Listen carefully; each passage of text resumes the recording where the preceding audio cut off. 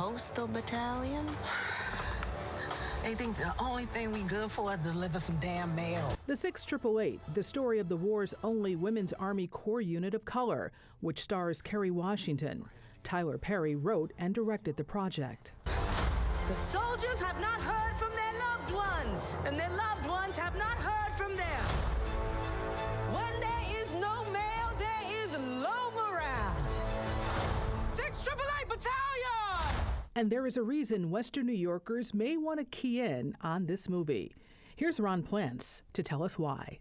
Nowadays, we may take mail delivery for granted, especially with the holidays, but back in the Second World War in the 1940s, it was crucial to the morale of the men and women on the front lines who were overseas especially. There was a special lady honored in Buffalo last year at the Central Park Post Office, and she was a member of that 6888 Battalion in World War II.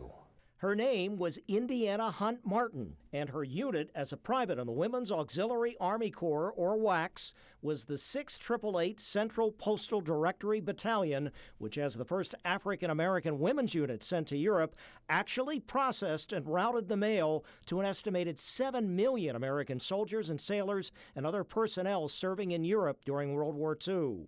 It was not an easy time for young black women with discrimination and harassment. That's what she said. She wanted to do what she could to help the war effort. So that's why they all joined. Plus, they all wanted to make sure that everyone understood that they loved this country just like everyone else. Janice Martin says she recently visited Scotland, England, and France, where her mother processed the mail. They didn't feel that their service was really an important job. They just knew they had 2 years of backed up mail that they had to go through, and when they arrived, it was like 10 airplane hangars full of mail, and everything was precision.